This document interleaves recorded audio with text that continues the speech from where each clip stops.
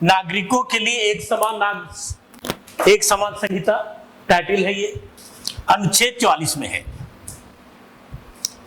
Uniform civil code. हाँ, ये कहता है कि जो राज्य है, राज्य का मतलब हम लोग मानते ही हैं सरकार के रूप में, देश के हर नागरिक के लिए, हर निवासी के लिए एक समान सिविल कोड ऑफ कंडक्ट बनाए। ये हो गया सिविल। यूनिफॉर्म का मतलब एक समान, राइट। कोड नियम कायदे कानून करे। ये अनुच्छेद 40 में है डीपीएसपी में, राज्य के नीति निर्देशक तत्व है। लेकिन अनुच्छेद 37 ये कह रहा है कि ये न्याय के बाद योग नहीं है, यानी ये लागू करना कानूनन पॉसिबल नहीं है। इसलिए अब समस्या है कि जब भारत का संविधान बन रहा है तब पूरे हिंदुस्तान के लिए, हर निवासियों के लिए एक कानून क्यों नहीं बना? आ गई समस्या ना। एक समान यहां कानून नहीं। कौन सा कानून? देखो, एक होता है क्रिमिनल और दूसरा होता है सिविल। क्रिमिनल कानून एक समान है। अगर आप चोरी करते हैं, या मुस्लिम करता है, क्रिश्चियन करता है, हिंदू करता है, सबके लिए कानून है। लेकिन सिविल कानून अलग अलग है। हिंदू कोड बिल भी है, मुस्लिमों के अलग कोड है, उसे बोलते हैं personal law. Personal law. Actually हुआ क्या कि सबसे पहली बार सिविल कानून बनाने की कोशिश की गई ब्रिटिश सरकार के थ्रू। वो था पीरियड 1835 में। 1835 में ये ब्रिटिश हुकूमत थी। उस समय एक समान कानून बनाने की जो महारानी थे, ब्रिटिश पार्लियामेंट थी, करने की कोशिश की, लेकिन ब्रिटिश सरकार ने हाथ पीछे खींच ली। उन्होंने इस आधार पर हाथ पीछे खींच लिया कि रिलीजन के मामले में वो इंटरवीन नहीं करेगी। भारत विविधताओं का देश रहा, सबके अलग अलग रिलीजन रहे, उनके काम करने के तरीके अलग अलग रहे, राइट। तो वो कैसे शादी करेगा, कैसे धार्मिक आचरण करेगा, उसमें ब्रिटिश हुकूमत ने इंटरवीन नहीं करी। जब हिंदुस्तान को आजादी मिल रही है तब भी यह समस्या ज्यों की त्यों लग रही है। जब संविधान बन रहा है तो इस पर काफी चर्चा हुई कि सबों के लिए एक समान नागरिक संहिता बनाई जाए, चाहे हिंदू हो या मुस्लिम हो, क्रिश्चियन हो, पारसी हो। लेकिन ये नहीं बन पाया। सिर्फ 2 मेंबर थे जो यूनिफॉर्म सिविल कोड को लाने की वकालत कर रहे थे। वो थे उस समय के हमारे प्रधानमंत्री पंडित जवाहरलाल नेहरू और प्रारूप समिति के अध्यक्ष डॉक्टर बी.आर. अंबेडकर। ये सिविल कोड ऑफ कंडक्ट लाने की बात कर रहे थे, लेकिन औरों के कहने पर बात को अनसुना करना पड़ा। सिविल कोड ऑफ कंडक्ट नहीं बनी। यह माना गया कि अभी हमारे देश में ऐसी परिस्थितियां नहीं है कि हर धर्म के पैमाना एक बना दें। अभी देश को आजादी मिली है और सबको विचारों को लेकर चले हैं हम। और इसमें यह भी बात हमने किया है, अनुच्छेद 25 में पढ़ते हैं मौलिक अधिकार में, कि जो भी अल्पसंख्यक वर्ग है, धार्मिक संप्रदाय है, वो अपने धर्म का आचरण अपने रीति रिवाज से करेगा। और जब हम एक समान कोड ऑफ कंडक्ट बना देंगे तो उनका मौलिक अधिकार का उल्लंघन भी होगा ना। इसलिए अभी संभव नहीं है। लेकिन एक खतरा भी तो है, आने वाले समय में देश यूनाइट नहीं रह पाएगा, एकता पर प्रश्न आएगा। इसलिए संविधान सभा ने इसे डीपीएसपी में लिख दिया, राज्य के नीति निर्देशक तत्व में लिख दिया कि जब भी ऐसा लगे सरकार को, संसद को, कि परिस्थितियां अनुकूल हो गई है और सबके लिए कानून हम बना सकते हैं सिविल मामले में, तो बना दिए जाएं। यह संवैधानिक अधिकार है। अब एक एग्जांपल देता हूं कि आखिर सिविल मामला होता क्या है। जैसे हिंदू कोड जो बिल है, उसमें एक हिंदू के लिए एक शादी करना है। मुस्लिम कोड बिल है, उसमें 4 शादी करनी है, राइट। अब देखो, एक तरफ अगर इस बात क्या करते हैं, धार्मिक रूप में आपको कार्य करने की छूट देते हैं जो आप मान रहे हैं, क्योंकि धर्म क्या है, एक आस्था है, एक विचार है। तो दूसरी तरफ अनुच्छेद 14 का उल्लंघन होता है, समता का अधिकार, यानी स्त्री और स्त्री में अंतर हो गया, हुआ ना। एक स्त्री के कुछ अधिकार, अगर हिंदू स्त्री है तो कुछ और मुस्लिम स्त्री है तो कुछ और, हिंदू पुरुष है तो कुछ और, मुस्लिम पुरुष है तो कुछ और।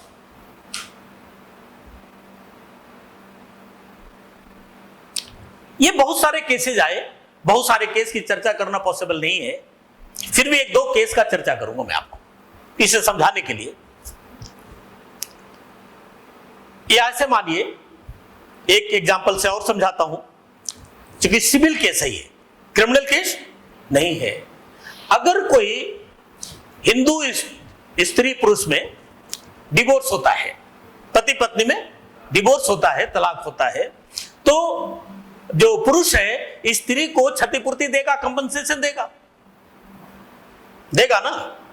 लेकिन अगर इस्लाम में होता है तो कंपनसेशन नहीं देना है, क्योंकि उनका जो पर्सनल लॉ है, जो इस्लामिक कानून कुरान सुन्ना के आधार पर जो भी है उसके आधार पर है, उसमें ऐसा मना करता है। और जब 4 बीवियां हैं और चारों का तलाक होता है, तो बताओ यहां पर महिला की स्थिति क्या हुई? दिखते आ गई ना। या हिंदू में भी था कि मां बाप का जो संपत्ति है उसमें स्त्रियों का, बेटियों का अधिकार नहीं था। और एक तरफ संविधान कहता है, अनुच्छेद 14, कि राज्य किसी के साथ व्यक्ति, लिंग, आयु, किसी धर्म के आधार पर भेदभाव नहीं करेगा। लेकिन अगर इसको मानते हैं तो भेदभाव हो रहा है। लेकिन जब संविधान बना तो इसकी काफी चर्चा तो हुई, लेकिन संविधान में बाबा साहब ने, जो भी संविधान सभा में थे, उन्होंने इसे रोका, क्योंकि परिस्थितियां अनुकूल नहीं है। इस परिस्थिति में अगर हम करते हैं तो हमें शासन करना, देश चलाना पॉसिबल नहीं होगा। अरे तत्काल तो हिंदू मुस्लिम के आधार पर हिंदुस्तान का विभाजन हुआ, सब अपने अपने आस्था और अधिकार की बात कर रहा है। तो ऐसी परिस्थिति में तुरंत सबके लिए कर दिया जाए, यह संभव नहीं है। देश भी तो चलाने हैं, इसलिए इसे रोक दिया गया, डीपीएसपी में कर दिया गया कि जब भी मौका मिले तो इसे कर दिया जाए। बहुत सारी सरकारें आई, लेकिन ये जो आर्टिकल 44 है, इसको टच नहीं किया, चाहे जिस कारण से टच नहीं किया हो। एक कारण ही हो सकता है कि इस बात को नहीं समझ पाए, एक कोई धर्म नाखुश हो गया, विरोध किया, या वोट बैंक की तुष्टीकरण हो सकती है, कुछ भी हो सकता है। अभी जो तत्काल मुद्दा इसलिए है कि 2018 में भारत सरकार का विधि आयोग से परामर्श मांगा गया था कि क्या अनुच्छेद 44 को आचार जो सिविल कोड ऑफ कंडक्ट है इसके लिए हम नियम बना सकते हैं। विधि आयोग ने मना कर दिया था कि अभी परिस्थितियां ऐसी नहीं है, 2018 में ये पॉसिबल नहीं है, यूनिटी पर खतरा हो सकता है, राइट। इसलिए कुल मिलाकर उसे रिजेक्ट कर दी, सिफारिश को नहीं माना। भारत सरकार ने सिफारिश मांगी, विधि आयोग विधि का एक्सपर्ट होता है। 2018 में जो विधि आयोग बना ये 21वां विधि आयोग था, 21। अभी 2023 में जो विधि आयोग काम कर रहा है वो 22वां विधि आयोग है। 2 दिन पहले आपकी सरकार ने यानी भारत सरकार ने विधि आयोग से कहा है, इसलिए विधि आयोग ने इस पर कुछ बातें बोली है। विधि आयोग ने कहा कि हम अब परिस्थितियां अनुकूल होती जा रही हैं, हमें इस पर अब सोचना होगा, अनुच्छेद 40 को कानूनी रूप देना होगा। इसलिए हिंदुस्तान के सारे नागरिकों को, सारे निवासियों को, सारे धार्मिक संप्रदाय को उसके लिए नोटिफिकेशन किया है। नोटिफिकेशन यह है कि जिसको भी लग रहा है इसके बारे में अपनी ओपिनियन देना, वो हमें भेजें, राइट।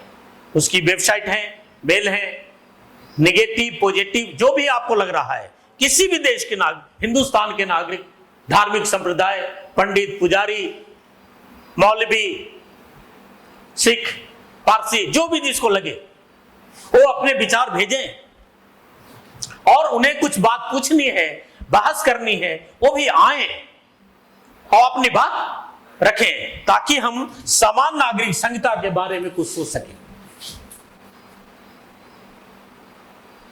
यानी सबके लिए एक कानून बना सके, राइट। एक इशू है ये।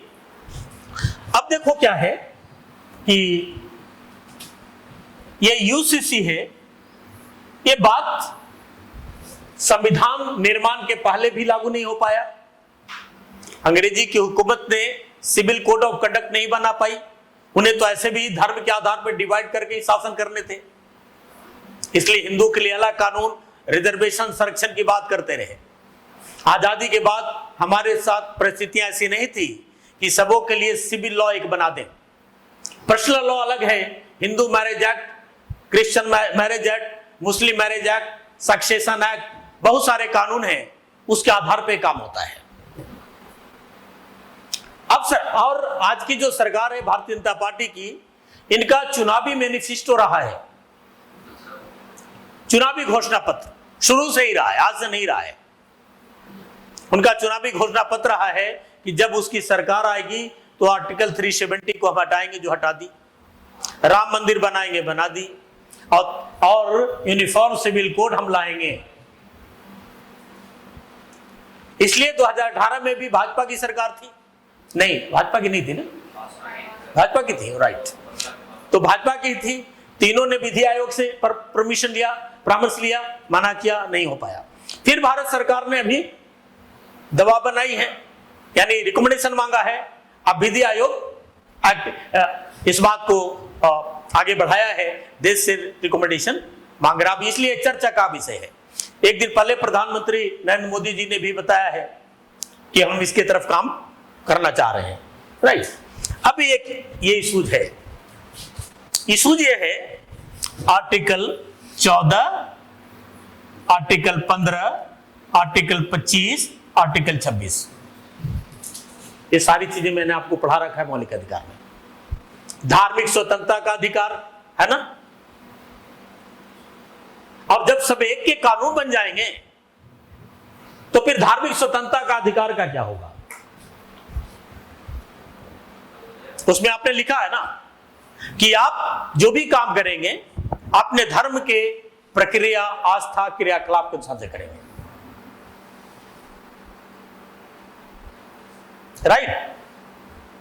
तो इसका क्या होगा? यह भी माना गया कि अल्पसंख्यक का हित मारा जाएगा, बहुसंख्यक के विचार थोप दिए जाएंगे। यह आर्गुमेंट है इसके विरोध में। यहां पर दो बातें देखनी होगी, संविधान में क्या कह रहा है और दूसरा है व्यवहारिक पक्ष क्या है। तो संविधान आप देखिए, एक तरफ कहता है equality before law, equal protection of the law, जो कि नहीं दिख रहा है। अगर यूनिफॉर्म सिविल कोड नहीं लाते हैं, सबके लिए एक सिविल लॉ नहीं लाते हैं, तो समता का अधिकार का उल्लंघन हो रहा है, हुआ ना? और अगर लाते हैं तो इधर अधिकार का उल्लंघन हो रहा है। दूसरा है कि भारत एक धर्मनिरपेक्ष देश है, जो कहता है कि किसी धर्म में सरकार इंटरवीन नहीं करेगी। अगर इसको करते हैं तो किसी धर्म में इंटरवीन हो रहा है। लेकिन संसद सर्वोच्च है,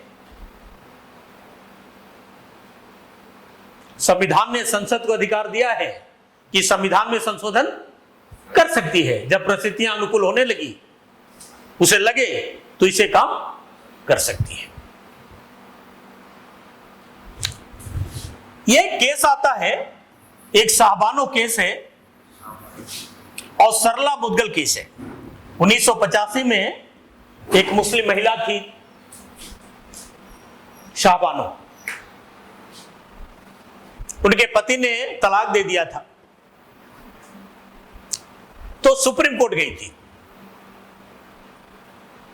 तलाक के बाद गुजारा भत्ता मिलेगा। कोर्ट ने फैसला किया इन्हें गुजारा भत्ता दिया जाए। उनके हस्बैंड भी वकील थे शाहबानो का। उन्होंने दलील दी कि मेरा जो पर्सनल लॉ है, इस्लामिक कानून है, उसमें ऐसा नहीं है, सो नहीं मिलेगा।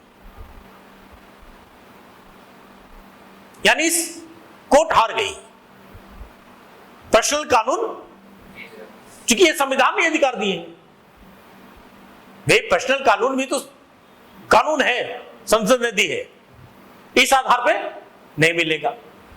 इस कारण से एक समस्या यहां से स्टार्ट हुई। या सरला मुदगल केस है, उसमें है कि एक हिंदू पुरुष है, उसकी शादीशुदा है, दूसरे स्त्री से शादी फिर करता है इस्लाम कबूल करके। क्योंकि हिंदू मैरिज एक्ट में एक ही शादी जायज है, इसलिए वो इस्लाम बनता है, और वो जो लड़की हिंदू थी वो भी इस्लाम कबूल करती है, दो शादी करती है। केस आ गए ना, मौलिक अधिकार का उल्लंघन स्टार्ट हो गए। इस तरह से बहुत सारे केसेस आए, राइट?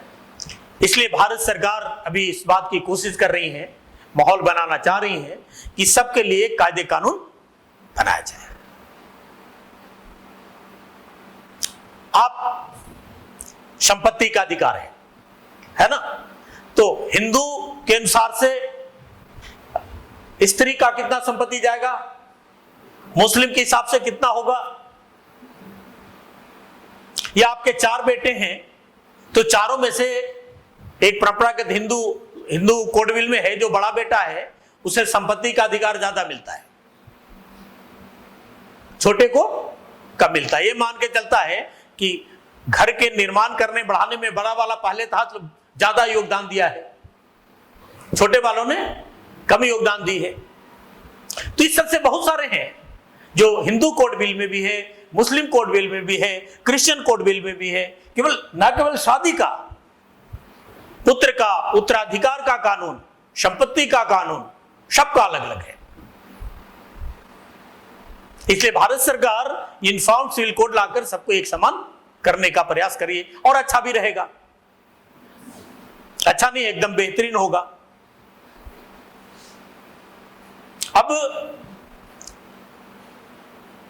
हिंदू में एक दो बच्चे या जितना भी है, लेकिन मुस्लिम कौम में अधिक से अधिक बच्चों का कोई कंट्रोल नहीं है, तो एक तरह से जनसंख्या भी असंतुलित हो जाएगी। इतनी बात में आ गई। तो ये बातें आई, आगे भी बातें आई, 2 केस का भी चर्चा मैंने कर दिया, और संवैधानिक चुनौतियां क्या है ये भी चर्चा कर दिया। ब्रीफिंग ये है कि यूनिफॉर्म सिविल कोड आज के समय के लिए बहुत जरूरत है। भारत सरकार को ऐसा लग रहा है कि अब माहौल ऐसा है कि हम इसे कन्विंस करके एक समान बना सकते हैं, क्योंकि विषय तो संसद का है। सरकार कह देने से भी नहीं होगा, संसद को पास करना होगा, जहां संसद में पूरे भारतवर्ष के नुमाइंदा हैं। देश में माहौल भी बनाना होगा ताकि किसी पक्ष को नुकसान भी नहीं हो, किसी को आस्था को ठेस भी न लगे,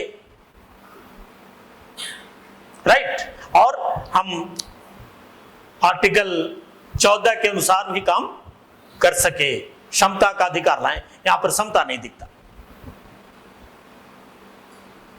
यही है आपका यूसीसी, राइट। है इस्लाम में ट्रिपल तलाक भारत सरकार ने अवैध घोषित कर दी। तलाक है विद्वत से बोलते भी हैं।